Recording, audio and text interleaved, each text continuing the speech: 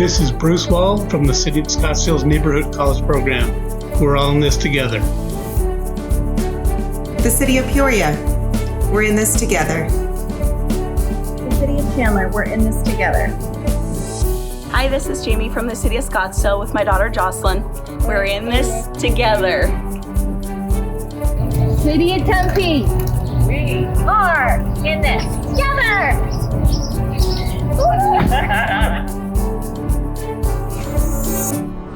So welcome everybody to the spring 2021 Virtual HOA Academy. You know, as we were planning for this class today, we tried to think ahead about what you need to have on your radar for 2021. And for those of you who may not have met me before in person or have seen any of our videos, which we have posted on our website at mulcahylawfirm.com. I'm Beth Mulchay, and I'm an attorney that represents over 1,000 associations in the state of Arizona. I have been partnering with the cities of Avondale, Chandler, Glendale, Goodyear, Mesa, Peoria, Scottsdale, Surprise, Tempe, and many other cities for many different years to organize this virtual HOA Academy. And teaching classes in the past too, as well, regarding virtual HOA academies.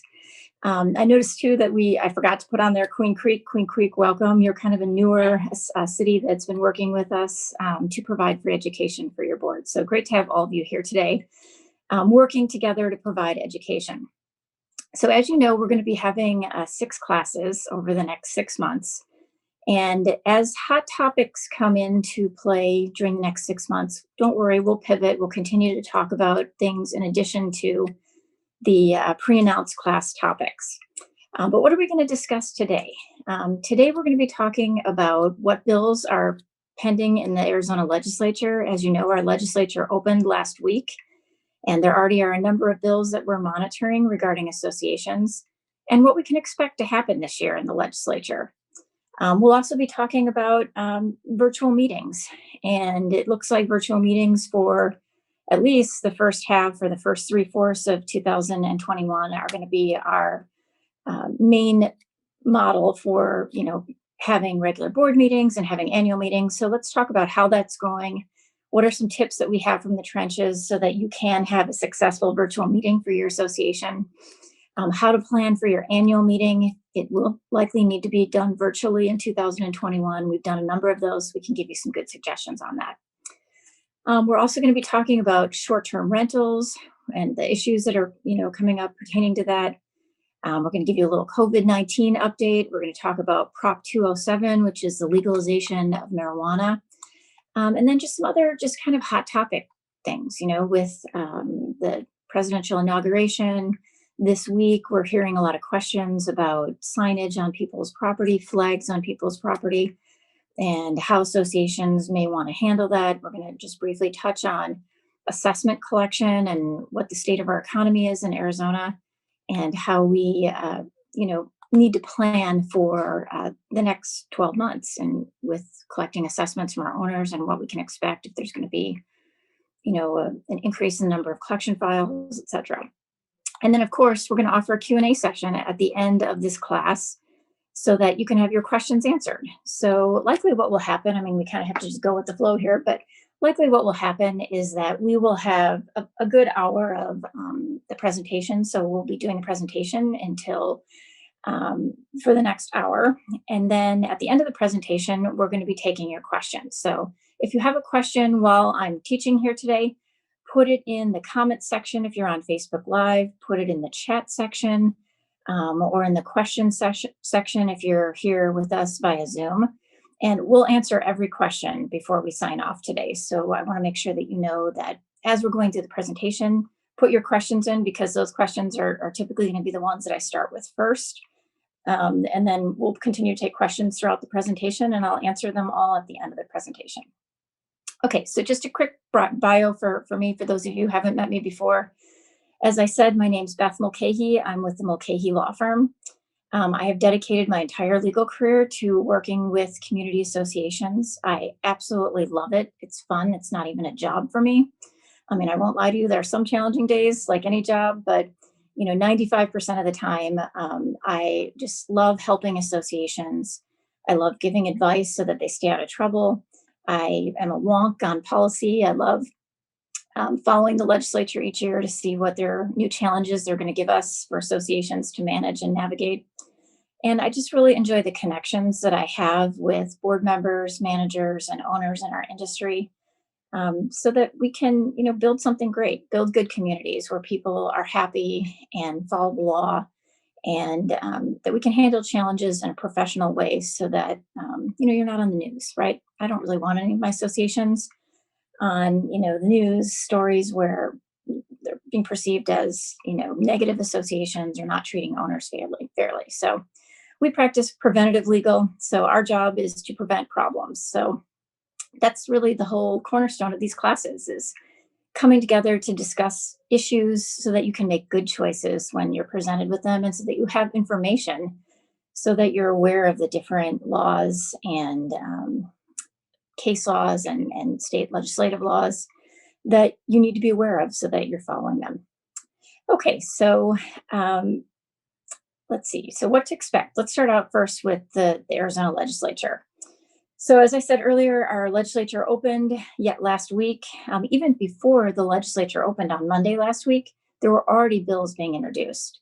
And why do I think that is? It's likely because last year's legislative session, 2020, was a unique short session due to the COVID-19 pandemic.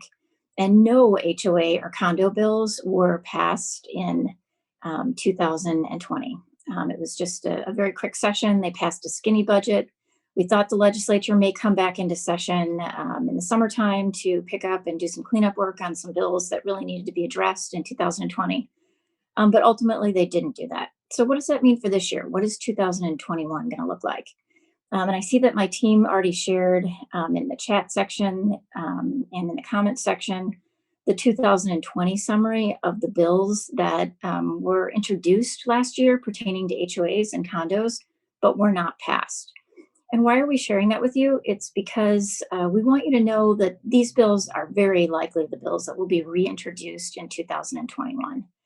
And so I want you to just kind of get on your radar that these are the kind of topics that we are going to see in 2021. Okay, so what do I anticipate we'll see in 2021? I think we're going to see a correction bill. As you may remember, in 2019, the legislature passed a poorly worded law, and the governor signed the bill, which required associations to send a statement of account to each owner every month if your association's dues were collected monthly or quarterly, if your dues were collected quarterly. And this bill is problematic because it cost us so much money. Associations to have to mail a statement to owners every month that had a historical background of any balance forward.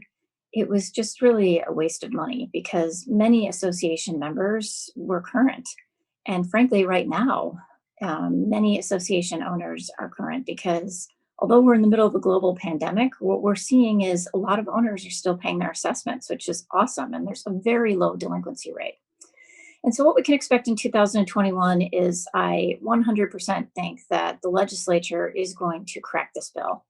And what they'll do, and we've already seen a bill introduced in 2021 that states this, they'll only require an association to send a statement of account to any owner who is delinquent at the time, that the new assessment is due. So every month, if an owner has a balance that's owed to the association, then the owner will receive a statement of account as a reminder that they owe money. Anyone else who's current, they'll only get a statement of account once a year. So that's a good bill that will save associations money. I'm definitely in favor of that bill. Okay, some other bills we can anticipate in 2021, green bills. We always see solar panel bills. This year or last year, we saw a bill that was discussing evaporative coolers being allowed within associations. Water collection devices or the green bills that we've seen before. So I think we can see an element of that again in the future. There's a really weird one that has already been introduced this year. My office is going to be sharing a cheat sheet with the bills that have been introduced in 2021 here shortly if they haven't already. And this really odd bill is on peaceful assembly. And I don't know if it's because of the political climate right now in our country, but the bill says that, owners should be allowed to peacefully assemble in the common areas of your association for meetings.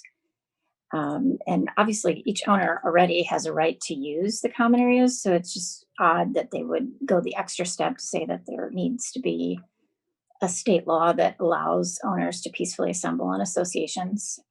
It's just odd. And also, it also has an element of the political signs and the requirement that the associations also have to allow signs for board issues and association issues. So if you have a board election, owners will be allowed to put signs on their property, or removal of a board member or the entire board, owners will be able to put signs on their property.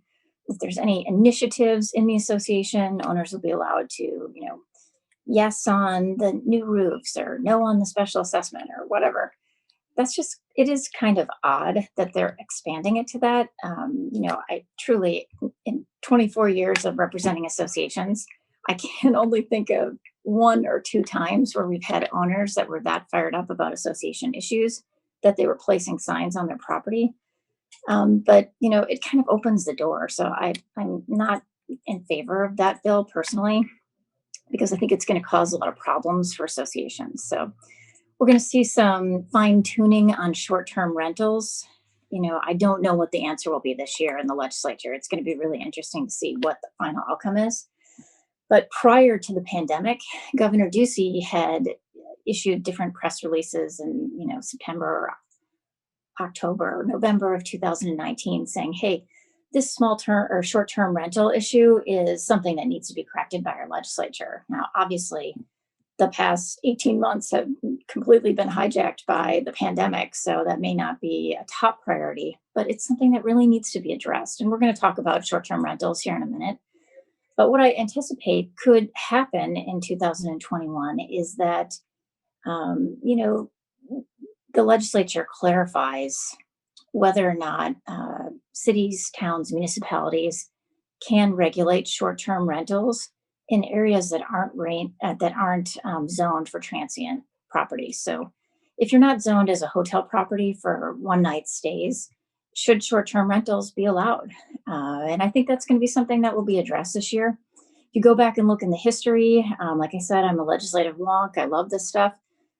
Many years ago, about 5 or 6 years ago, the legislature passed a bill saying that cities, towns, municipalities were no longer able to have ordinances or regulate short-term rentals, and it instead switched the regulation of short-term rentals to associations to place it in their CC&Rs, which associations were not prepared for that at all.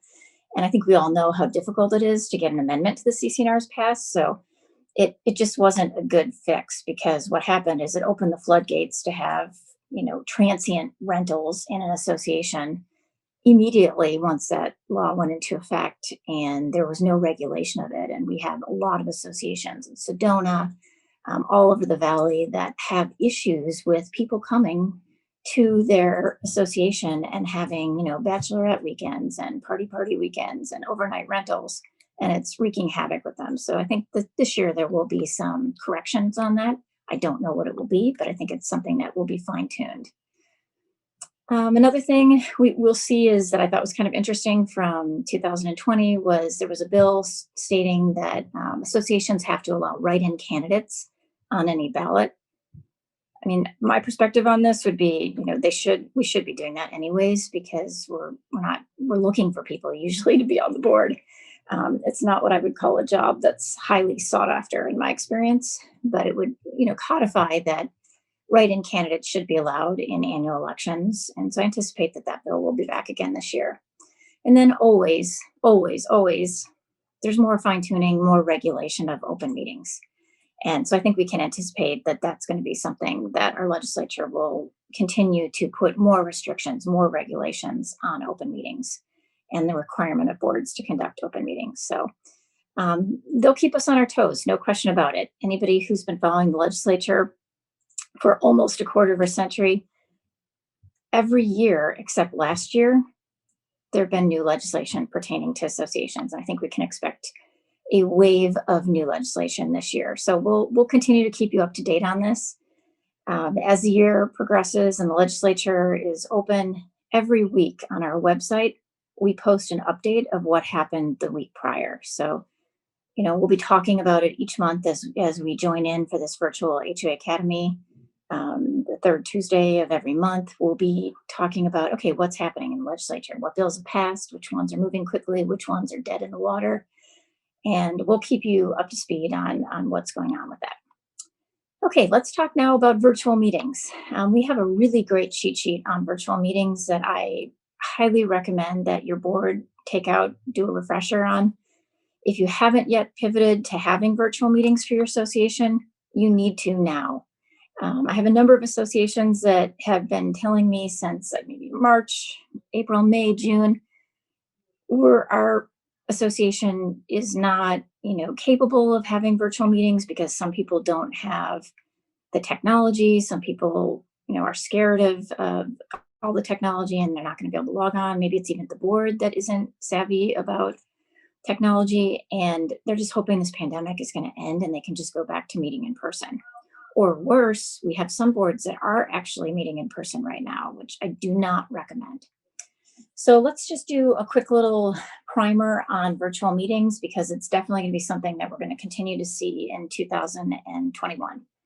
So I encourage you to check out our cheat sheet. I have it right here on virtual meetings. We're going to be sharing it in our chat feature and our message and our comment section on Facebook Live. If you want the deep dive, make sure that you read it. It takes a 3-minute read. But basically, here's the tips that you need to know on virtual meetings. Number one, it takes some preparation. And it's very manageable. So I have associations that never in a million years thought that they would not be meeting in person and having a meeting virtually. And they have transitioned to having virtual meetings, and it's really quite simple. It's just the fear of the unknown. And the best way to overcome that fear is to get somebody to help you with your first virtual meeting or help you talk through or do a practice virtual meeting. And so our firm is here to help associations. And if you have any questions, you can reach out to me and ask for assistance. We've been doing boot camps for boards. And what we do is we all get on Zoom at the same time. We have a troubleshooter who helps anybody who's having difficulty logging on. And we just do a practice session and we explain all the different features and how it can be beneficial. So let's talk silver linings on virtual meetings. What we're seeing is that the meetings are shorter, which is awesome. Sometimes those long meetings were really something that made it more likely for people to not want to stay on the board, right? I even know in my association, I'm on the board in my association right now. We had just a really long meeting in December. And there was a thought creeping up in the back of my mind, like, I don't want to be on this anymore because I don't want to sit through a 4.5 board meeting. It was ridiculous. And so what we're finding is that virtual meetings are shorter. We're finding that we have higher attendance. Owners that live all around the country are attending. We find it easier to get a quorum of the board when maybe in the past we were having difficulty getting a quorum. And we're finding that some boards like it so much, they may not go back to having in-person meetings even after the pandemic is over because it's very businesslike. You're accomplishing a lot of different things during the short time period that you're on the phone call, and there's not a lot of chit-chat. It's not off-topic chit-chat. You get on the call, you do your business, and everybody moves on. So let's just talk a little bit about some suggestions on the virtual meeting. Make sure that you are providing the notice just like you would a regular in-person meeting, 48 hours in advance of the meeting. The notice should indicate how to log in to the Zoom call. And remember, or a conference call, if you opt to do a conference call, remember that you need to have the information right at their fingertips and in multiple places, and even send out a reminder. So for those of you who may be logged in today, we sent out a couple reminders with the link so everybody would have it right at their fingertips. Do that for your virtual meetings too. So the things that you have to have in the notice would be the information on how to log into Zoom. If you have individuals who want to just use their telephone and call into the Zoom call, you have to have the telephone number that they're going to be using. We recommend for the first few Zoom meetings that you have to have a troubleshooter who will take calls and help people log on if they're having difficulty. And that may be a board member or somebody on your management company's team. And that really helps provide assurances to people and help them troubleshoot if they're having difficulty logging on. Along the lines of the importance of having good preparation for this meeting, the virtual meetings, you have to have an agenda that's detailed and clear so that people know what you're talking about. And it's our opinion that it's best practices under Arizona law when you provide the notice to also provide a copy of the agenda. And to keep the meeting moving along on the agenda, we recommend, like, let's say that your meeting is tonight at 6 p.m., have a timed agenda. So say from 6 to 6:05, we're going to be talking about approving last month's meeting minutes, or, and then maybe from 6:05 to 6:15, we're going to have the owner forum, and owners can ask questions. And that's kind of really the trickiest part of the virtual meetings is how do we handle owners who want to contribute during the virtual meeting? And the best way to do it is just come up with a plan. Some of you have very small associations, so you can just have them unmute themselves and ask their questions, or maybe some of you don't have high participation at your meetings, and everybody can be on the call. All they have to do is unmute themselves. And there are some associations, however, that have a large number of people that attend these meetings, like my association. And so if you have 50 or 60 people on a call, it's more difficult to manage the questions. So there's a couple of ways to handle that. Number one, you can have an owner forum and you can have them place their questions in the chat feature or the comment or question feature on whatever platform you're using. Zoom, for example, has a way that they can make a comment. The board can read the comment, answer it quickly if they're able to, or tell them that we'll be getting back to you with more information, or just thank them for their comment. Thanks for being here. We appreciate, your feedback on, how you think the community's common areas are looking or whatever. And so that's just making sure that owners feel like they have an opportunity to comment before, at any virtual meeting is important. And then remember, under Arizona law, if an owner wants to comment before the board takes formal action on anything, the board has to allow that. So you're going to want to make sure that you're giving them an opportunity to comment if they want to. So what you might want to say is, if anyone wants to comment on this before the board takes formal action, you can either raise your hand, and that's a feature that you can do in Zoom, or you can place it in the comment section and we'll read those comments before the board takes formal action. Now, again, if you have a small meeting, you can just have the person unmute themselves and ask the question.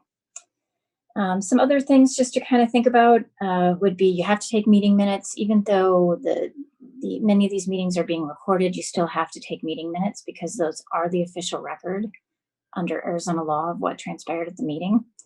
And also, if you go into closed your executive session, you want to announce, we're going into closed your executive session now, state the section in the law that you're going into executive session for. And the most common executive session topics that we see would be talking about advice from your attorney, delinquencies, violations, maybe issues that you're having with your contractor.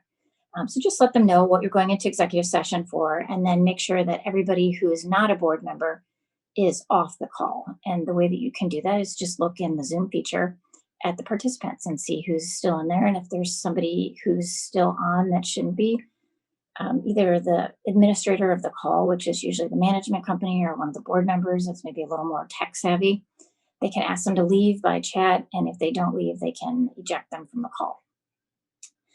Okay, so I think that pretty much covers our information that you need to know about Zoom board meetings. Just a quick note on Zoom annual meetings. There's a little bit higher level of preparation for when you're doing a Zoom annual meeting, because you can expect that you're going to have higher participation than you would have at a regular board meeting. And so we really encourage you to reach out to your attorney or our law firm if we're your attorney, and have them help you through the process of having an annual meeting via virtual technology. Again, you have to prepare early on the front end with having the information in the notice of the annual meeting. You also need to have a plan for how you're going to have questions answered at the annual meeting. What were by owners, and what we recommend is we ask owners to submit the questions in advance or in the question feature on Zoom, and then we will answer those questions during the meeting. Having a free-for-all where we unmute everybody doesn't work. So you need to know that that's not going to work for your association unless you have like less than 5 or 10 people at your meeting. So these are all, good tips for your annual meeting. You also need to address how people are going to vote. Encourage people to vote by absentee ballot. If they want to vote, the state law says that you have to allow voting at an annual meeting in person.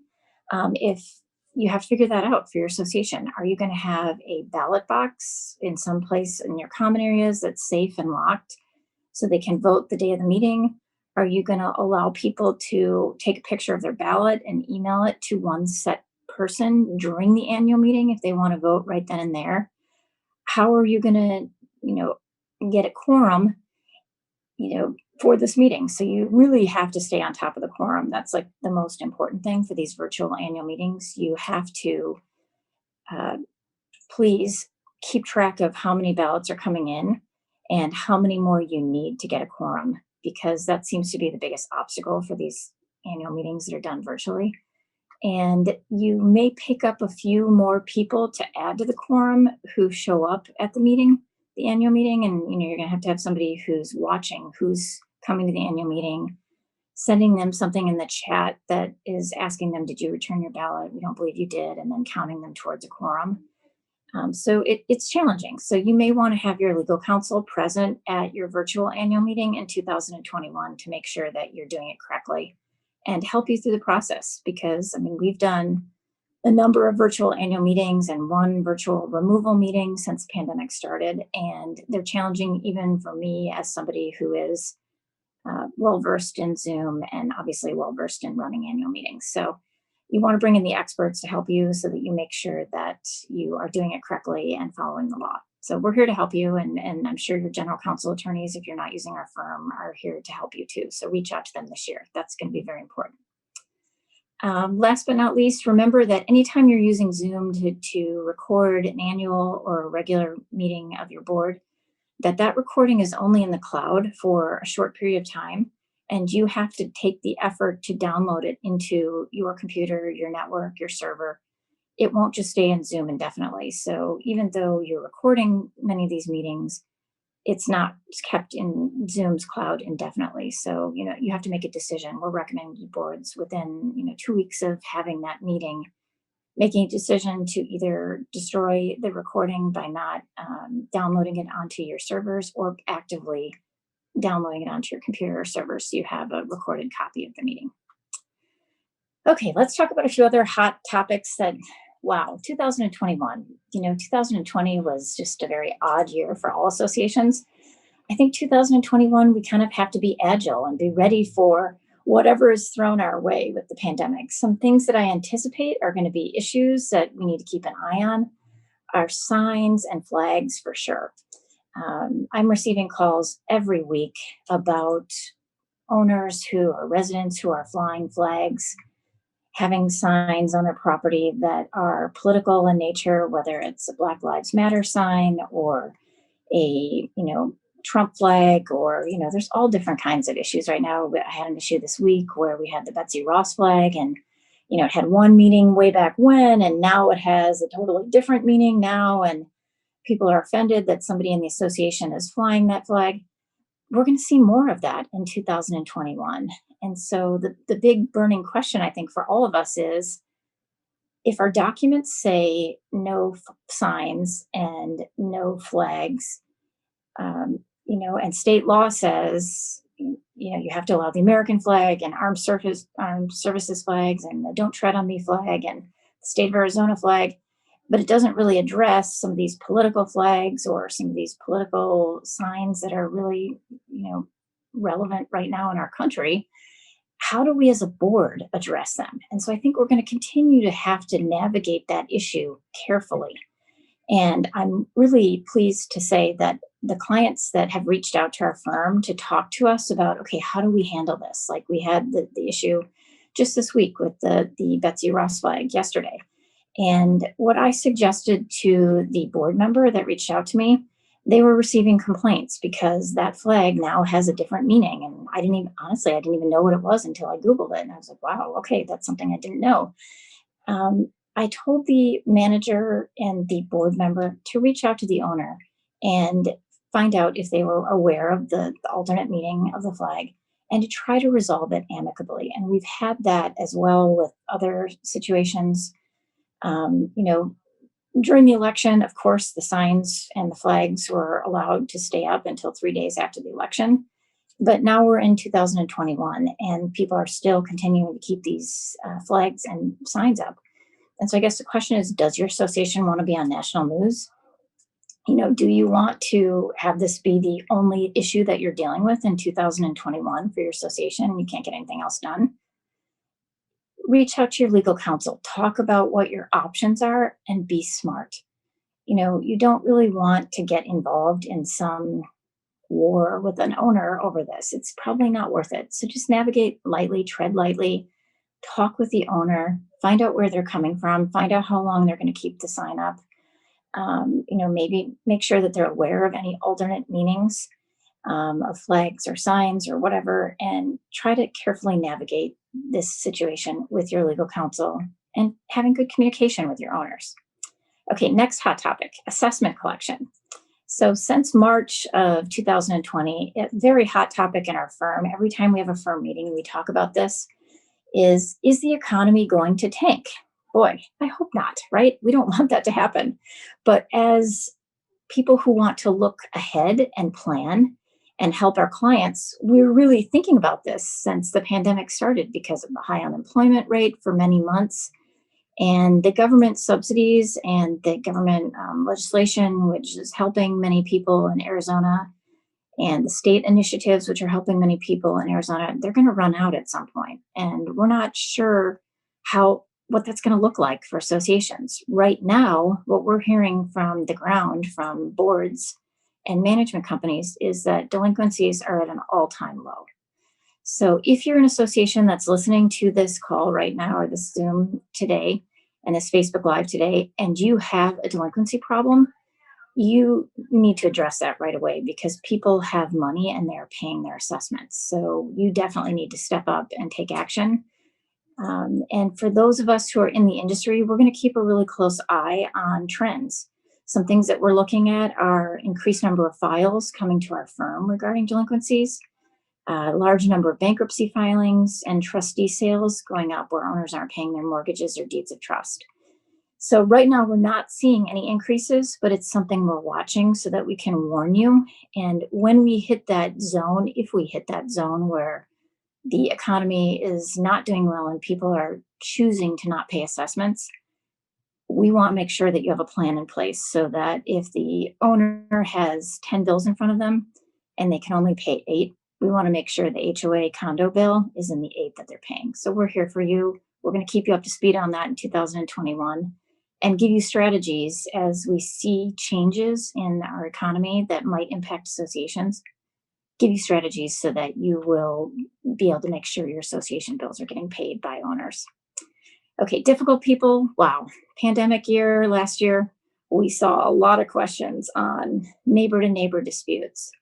Owners that were home a lot more often, fighting with others in the community, fighting with the board. I think that's something that we're going to continue, unfortunately, to see in 2021. We have a really great cheat sheet on difficult people, and it's how to handle, difficult people and, suggestions on what to do if they become dangerous.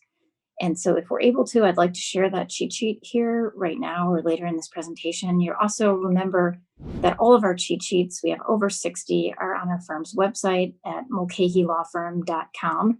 Just click on the cheat sheet bar at the top of the page when you get to our homepage of our website. And all of our cheat sheets are listed there. You can even do a keyword search if you're interested in the topic. And we have a listing of all the cheat sheets we have too. So we anticipate 2021, unfortunately, we're going to continue to see issues with difficult people, owners fighting.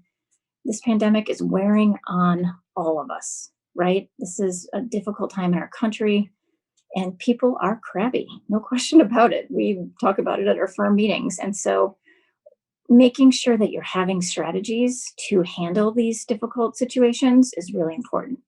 And reaching out to your legal counsel, if we're your attorney, or if you need help on a difficult person, is really important, because in the past 24 years, I have dealt with a lot of difficult people, and I know what works. So make sure that you're reaching out to experts who are used to handling difficult situations between neighbors, difficult situations between owners and board members, frankly, even difficult situations between board members, and how to diffuse the situation, how to make it a win-win, how to get people to move on and move forward.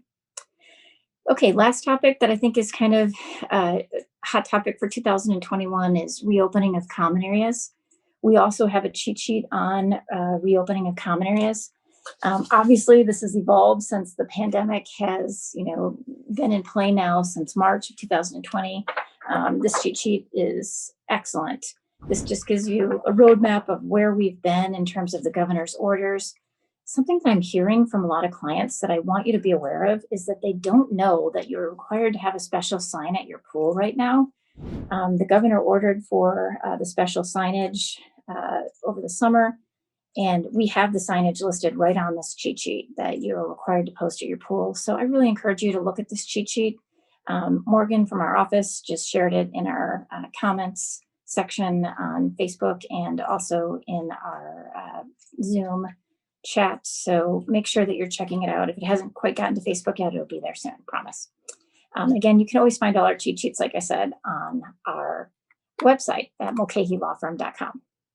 Okay, short-term rentals. We talked a little bit about this already when we talked about the fact that I think in 2021, our legislature is going to definitely be addressing short-term rentals and possibly reversing their prior legislation that took away a cities, towns, or municipalities' ability to regulate short-term rentals in areas that weren't zoned for like hotel or short-term rentals.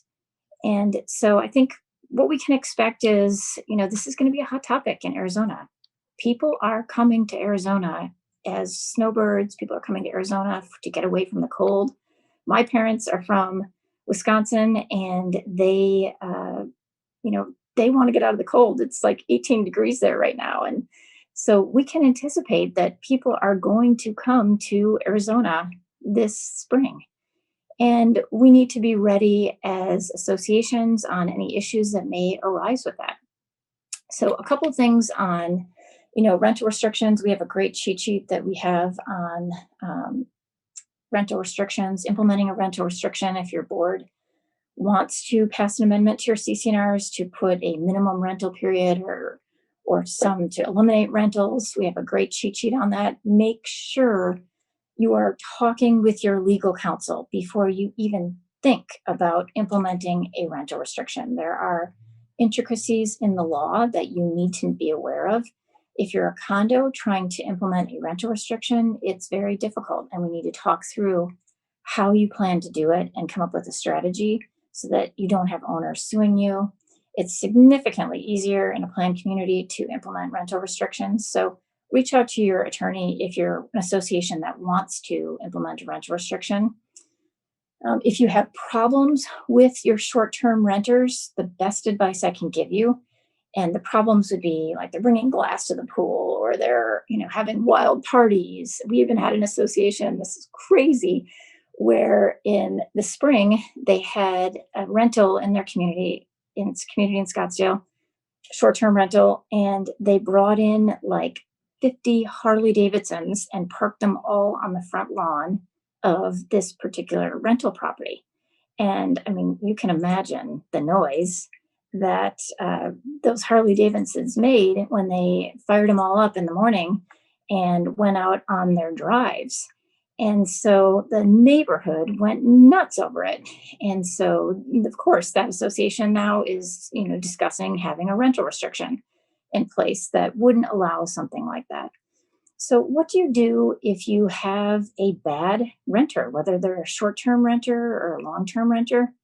The best advice I can give you is act quickly. So once you find out about the problem, whatever it is that they're violating the documents, reach out to the owner immediately and address the issue with the owner.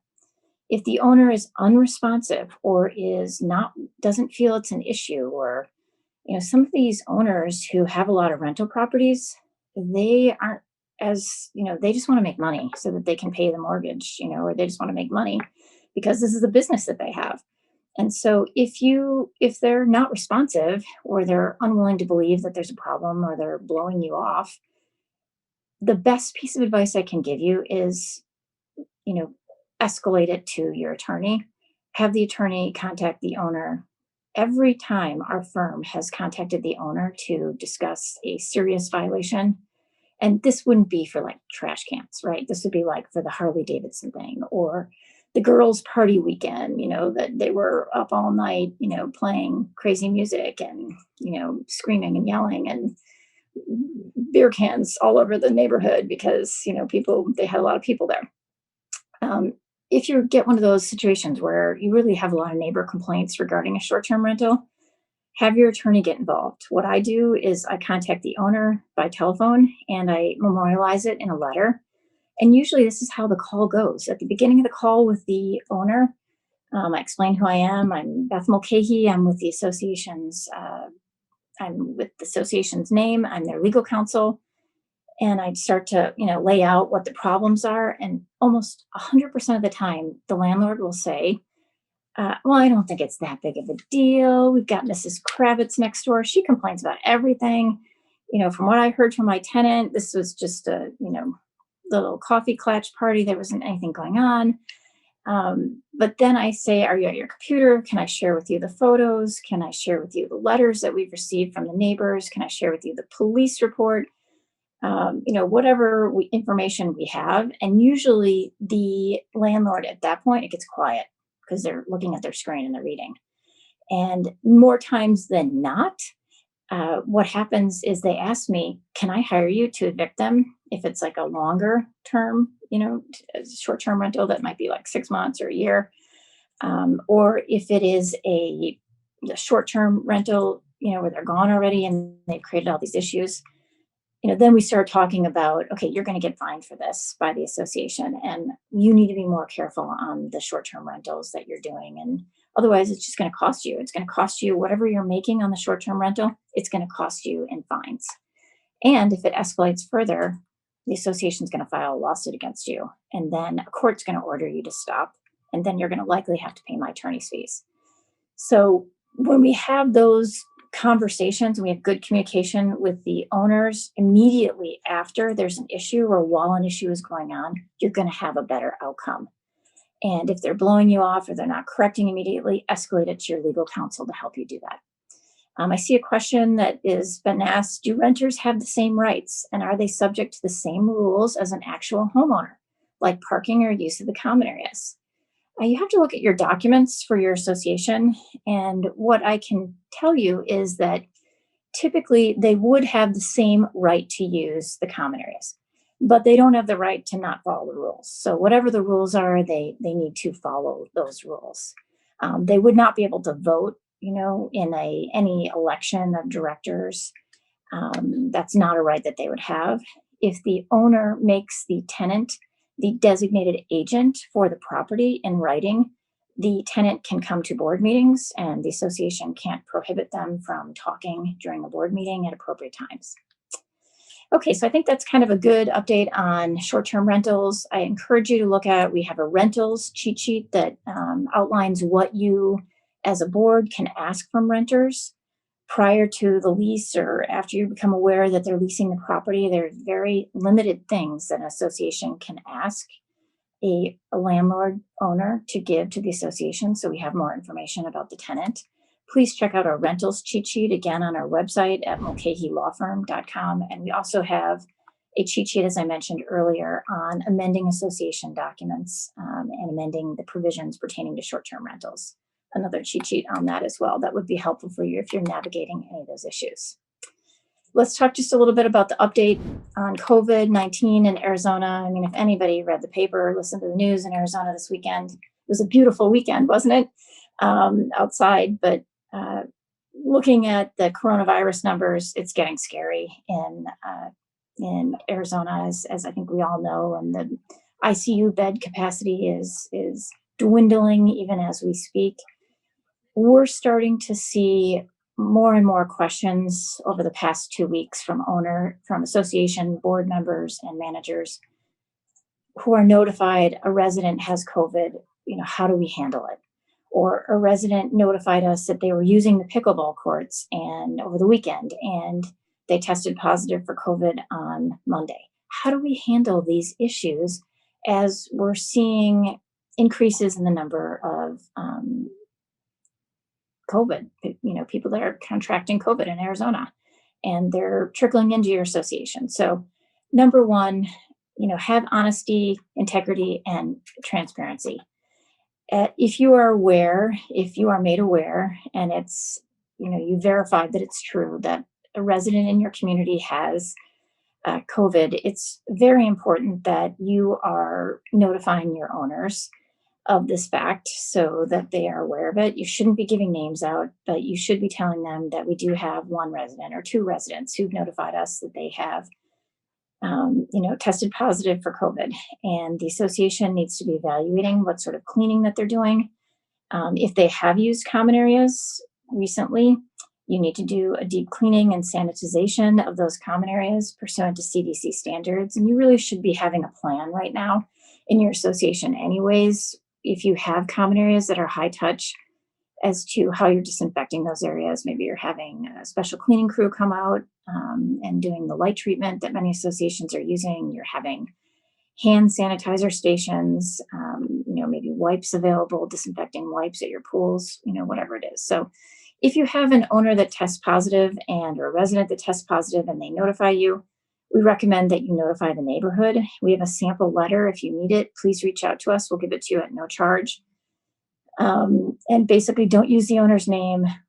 Remind people to social distance, remind people to wash their hands frequently, to stay home if they're not feeling well, wear their masks 6 feet away from each other, and if you have pools, make sure that you don't have the pool furniture so close together that it encourages people to not social distance.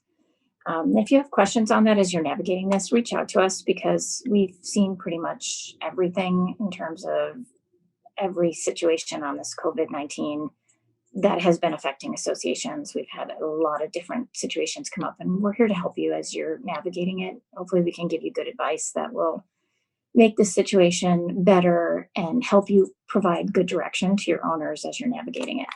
Now, one thing I want to mention, this was kind of a unique question last week that we got, but the association was having a pickleball kind of social event, and it was social distanced, and there were less than 10 people present.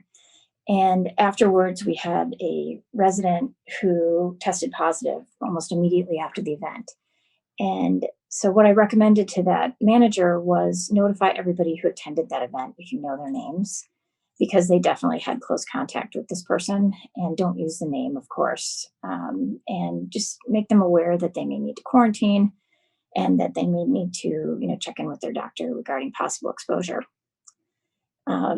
So just being transparent, really important as we're navigating this, and just being committed to this and being determined to get through this. These are not easy times for boards.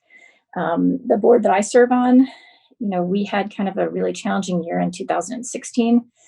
I would say that 2020 was more challenging than even that year, just with all the changes with the governor making orders that we had to comply with, and people being home and fighting, and just the worry. Just anytime people are turning on the news, there's just an ongoing constant worry because there's so much negativity right now.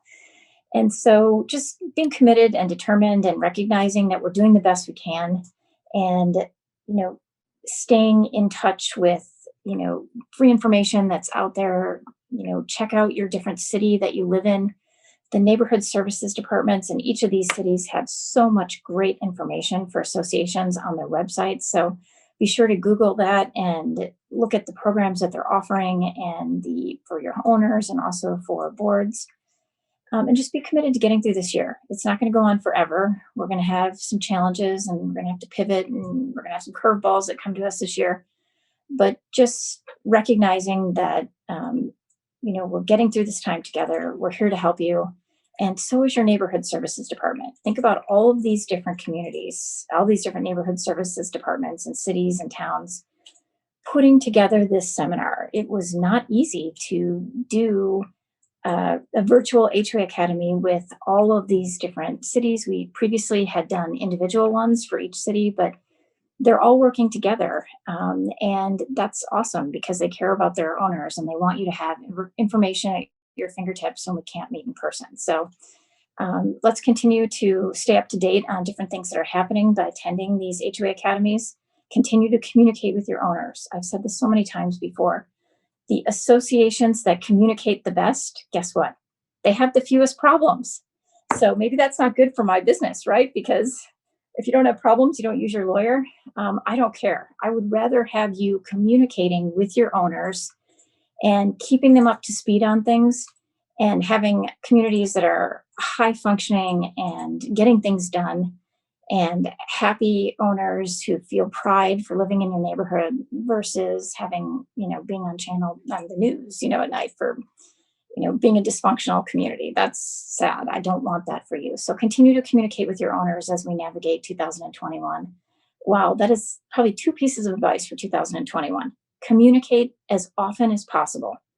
That can be by sending out email blasts, posting your minutes, posting the recordings of the meetings, keeping owners up to date about possible COVID, residents that have COVID, any new updates, if there's some change. I mean, I know in Governor Ducey's state last week, he said he doesn't anticipate any future lockdowns, but as things, get worse in Arizona, that we're going to see some directives from the state. So communicating immediately so that people understand how the association is handling any new government regulations that are out there. It's just going to be really important as we move forward in 2021. And guess what? It's going to make your time on the board easier if you're communicating. So keep that in mind. Okay, last but not least, we're going to be talking about Prop 207, which is the legalization of marijuana. As you probably know from watching the news in November during the 2020 general election, the legalization of marijuana was approved by 60% yes votes. So now we have to, and obviously the Prop 207 legalizes and governs the adult use, regulation and taxation of recreational marijuana. The Secretary of State certified those votes or the voters' approval. And now we're moving forward with, okay, where do we go from here? From what we're reading in the papers, the dispensaries, are not full blown, haven't been able to, be selling this like they are in other states. Once it's been legalized, it's right now probably more likely just the medical marijuana, but it's going to happen where these dispensaries are going to start opening up, and we're going to start seeing more questions about, well, what do we do if? So as we anticipate this, how this is going to impact Prop 207 is going to impact associations. Here's some general tips. Marijuana on common areas. I mean, I'm sure this is going to happen, right? Somebody's going to go to the pool and they're going to light up and they're going to say, well, it's legal in Arizona. You can't stop it. Well, that's really not true.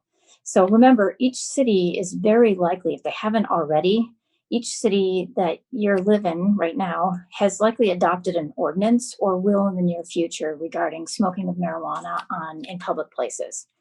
And it's likely that they're going to say that, you can't smoke marijuana in public places. Same thing with associations. So look at your rules right now. Do you have rules that say that owners can't smoke in common areas?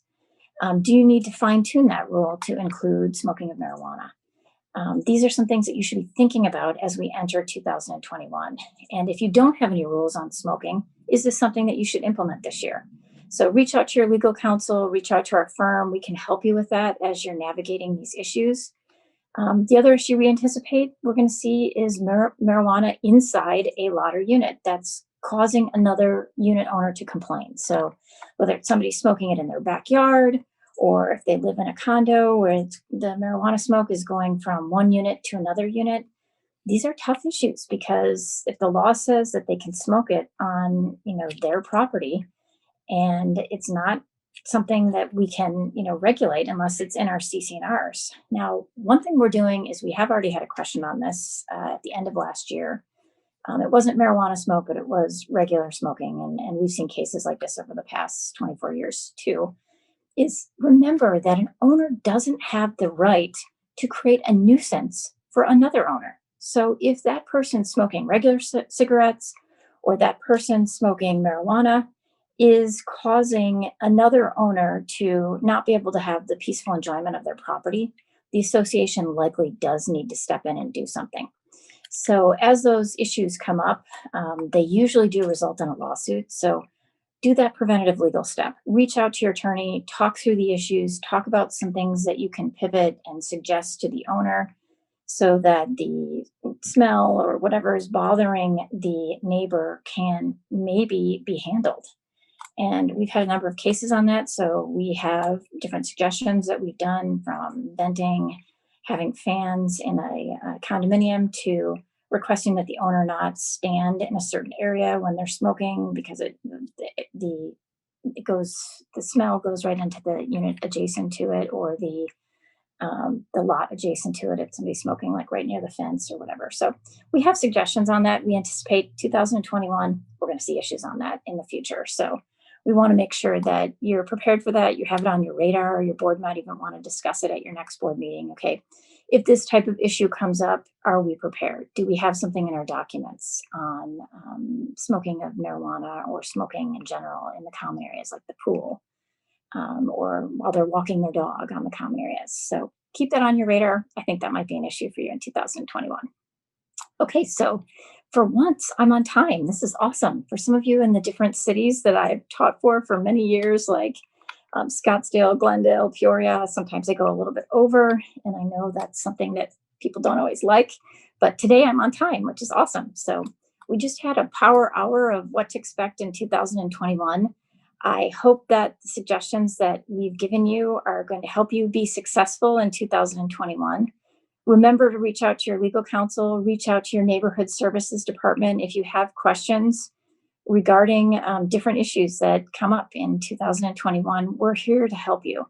The whole purpose of these classes is to provide information in a virtual format so that you can continue to stay up to speed with what's going on in Arizona and things that you need to know about under Arizona law so that you can operate successful communities. So good luck in 2021.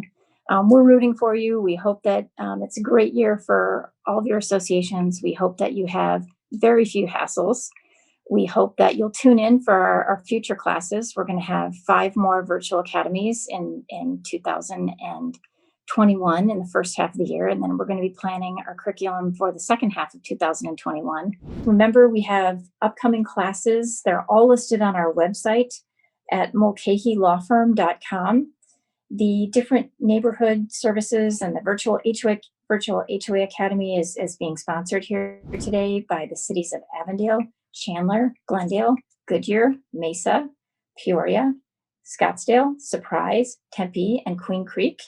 And we're going to be extending these classes through June. So once a month, we're going to be meeting via Facebook Live and Zoom. It's always going to be the third Thursday of the month. And we have a really great lineup of classes. So make sure you're tuning in. We'll be sending out lots of reminders, but keep it on your radar for this year. And last but not least, just be sure that you're checking out our Facebook page for our firm, because anytime there's urgent updates that you need to know about, we're posting it typically first on our Facebook page. So be sure to like our Facebook page. It's just under Mulcahy Law Firm PC. And make sure that you're getting the right Mulcahy Law Firm in Arizona. And this will be a great way for you to stay in the know about all things that are happening, urgent things that might be occurring at the legislature or government orders pertaining to the COVID-19 pandemic. And don't forget, our next First Friday free call-in is Friday, February 4th. And we welcome you to contact our office between 9 and 10 a.m. on February 4th to ask one question, and we'll be getting back to you with a response on that question that same day. So again, I'd just like to thank all of the different cities and towns that have come together to provide this free education for board members, managers, and owners today. Look forward to teaching our next 5 classes over the next 5 months, and also to start planning our classes for the second half of 2021. I hope everybody stays safe during this unusual pandemic time and continue to make good decisions regarding your associations as you're moving forward. And thank you so much for being here with us today. We appreciate you caring about your communities and taking time to be with us. So look forward to seeing you in the future. Take care of yourselves. Have a great rest of the week.